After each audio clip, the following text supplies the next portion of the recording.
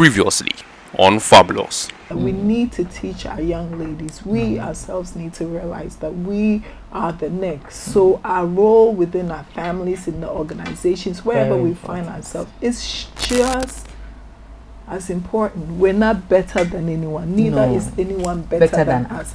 And we should not be intimidated to speak out. We should not be intimidated to bring the little addition that we feel we should bring. No matter how small it is, know that that is why you are there. Yeah.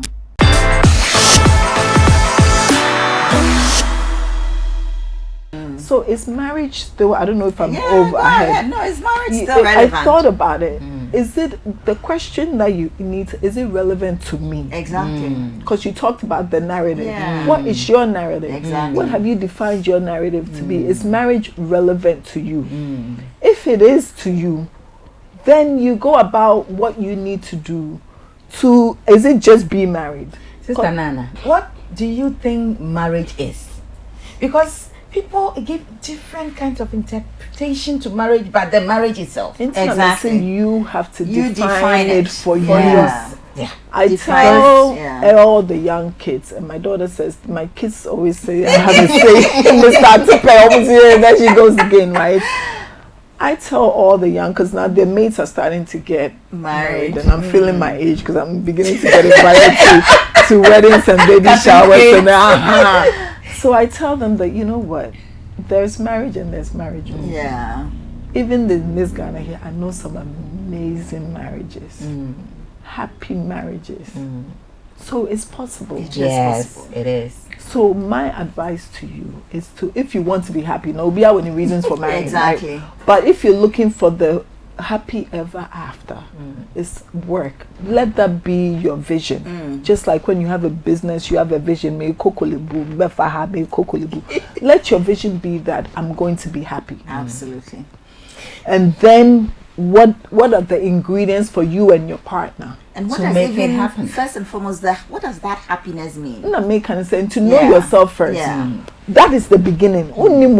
It's unfair. Yeah. I believe that non-starter. in my marriage, I'm divorced because I didn't know myself. It made it difficult for then your partner to know you, and to because you know I better know before. So the vulnerabilities, I like this though. So in knowing yourself means that you understand yourself well enough to be vulnerable within the person that you are saying that you love space. Yes. So they can also receive you and get to know you the way they need to know help you. them to help you. Absolutely. Help them to know you. Yes. And it goes So you can complement each other. Exactly. It goes both ways. Me, if you ask me, the day that I got married was one of the happiest days of my life. But then the day that I got divorced was also one of the happiest days. Right. What I say, honestly, a bad relationship is like hell. And so nobody will wish it for anybody. But you still have people who divorce, and it's not necessarily a bad relationship, but they've just grown apart. So I'm saying it to say that find out who you are, and in there's definitely a time and a season for everything. Into the time that I got married for Nyankopon Sheshe, and that was the man, and it opened up so many doors for me. I've learned a lot, even about myself, even the challenges in the marriage, has contributed to who I am today. So I can't knock it. We're a society, we're a world that subscribes to marriage. So if somebody wants it, I want that person to be able to experience it. But in experiencing it, like you said, go in it with your shine your eye. So marriage is relevant. That one, yes, I would say. But is it to you? But that is it. What is your life? Is your profession, does your profession allow you to be married? I'm not saying that some professions would shut off marriage for you, but if you are not wise, a kind of a profession can make marriage disastrous for you, make you a bad parent on top, if you don't apply wisdom. Marriage is very relevant if and only if you know yourself and you are ready to die a little, because it's like this. So you will not get somebody who is just like you will be like this. This is not strong. It has to be like this. So you complement each other. He is a night person, you are a day person. And that brings its own friction. But that is what will help. Because someone should be there in the day and someone should be there in the night to make the day complete. You know, so our compatibility is not just... It's not insaneness. It's not insaneness. Yeah. And so that difference is the first thing that people want to say. You can't get that. That is not how God made it. But there should be differences, and you fit in His strength, and He also fits in your weakness to be strong for you. And I think, really and truly, what I've been doing a lot. It's in my head. Values. Shared values. Important. And not just shared values, but the person believing in your dream and ready shared values to make sure that you accomplish that dream for each other. You also know who, you know, you should see where you want him to be, that good thing, and desire to help him or her get there. And so as you are both helping each other fulfill their destinies, you will just be happy. Why? Because that thing in you is what God made you to come and do. So if your companion believes in it and is ready to sacrifice to make sure you get there, happy to see you get there, you're also happy to see him get there, you find the two of you working hand in hand, helping each other to make it in this difficult world. And then the values makes it so much. And I tell the people, like day and night, you can have somebody who's a day person, one is a night person, but the core, we human beings, we have shared values, right? But at the same time, we have some commonalities in the value, like universal human values. But then you have some that are there are excesses that are excessive or unique to each other.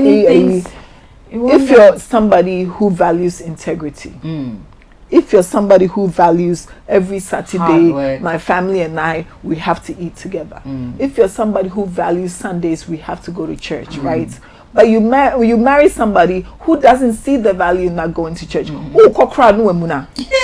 that one here, I mean, how can two work together unless they agree? So as for the values there, like you're saying, it is so. But do we know to look for it? I think that's a challenge. I think do we know that we go for the values? We don't sit down. That's what I'm saying, that people don't even know what the essence of the marriage is. Most people think about the coitus and that is it. Oh, then they do need marriage for that. In this day, seriously, no, but seriously, let's call a spade. I'm very glad so. It's our holiness space, so purity space, so let's go the water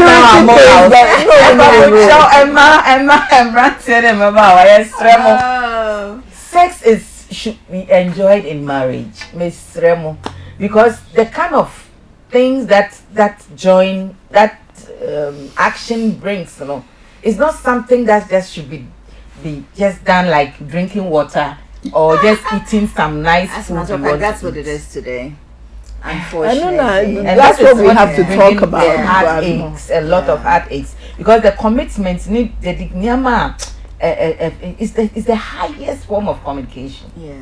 And so you don't just flip it here and there. And that is the essence of most of the challenges we are having, the problems we are having. Because it's become the foundation. Values haven't become the foundation. Values.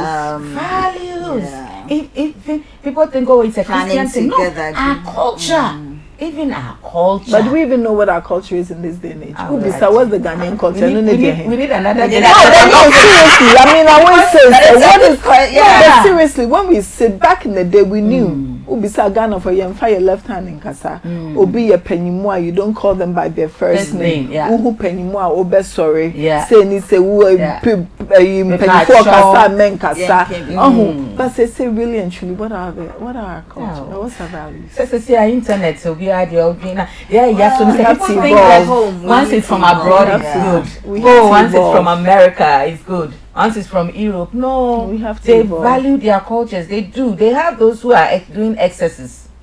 So we should really value ours. And we've thrown it away. We'll get there. It's good talking about this. And yes, you're right. We need a whole what is the talk about all things. It's important. It's important. But as we said, we've gone from, I think in wrapping up this conversation, we've looked at life as not necessarily one form.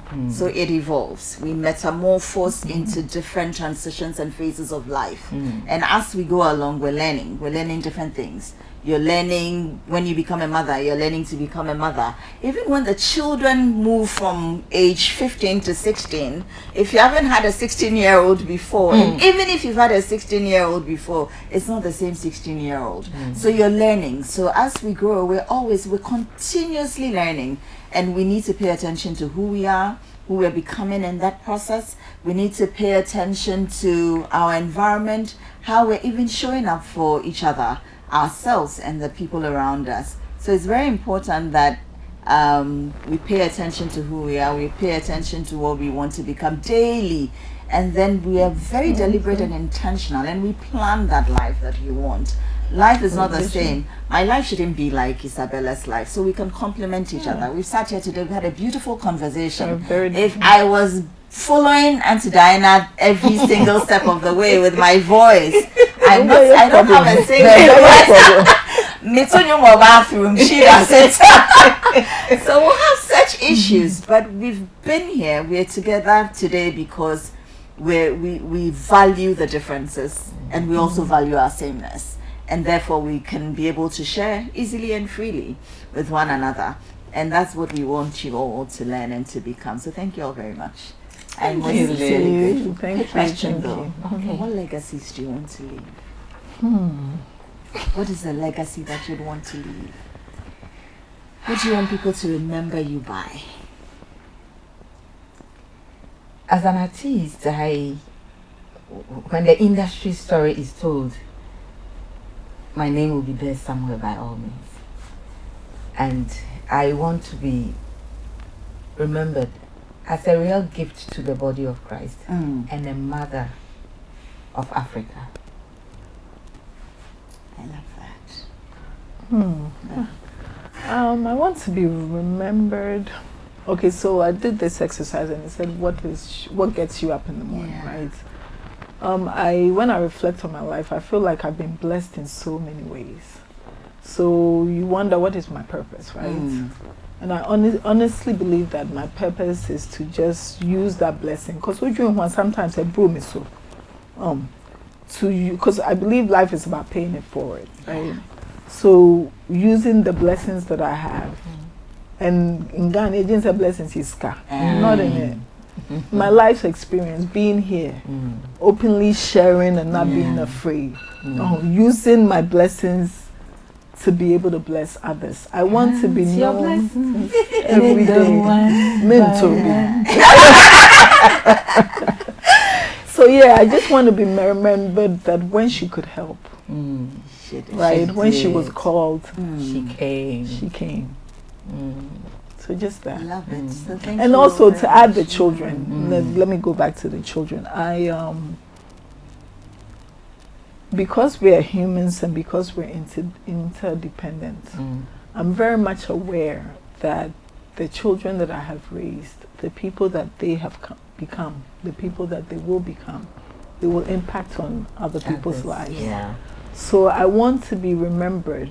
My legacy is my children. And I want people to say, yes, me mama what I say. So I want my children to learn from me that when I'm called, when I'm able, I'm there. I want my children to be able to do the same, carry on, and for it to carry forward. So yeah, that's the legacy I want to leave. Thank you all so much. Thank you all. Thank you very, very much. Thank you. Next on Famulous. When I was growing up, I wanted to have a lot of children. I keep saying I'll have a lot of children, but biologically I have one. And so everybody else who comes to me is. Yeah. And I don't mince it. When I say you are my daughter, I mean it through and through. Yeah. You know.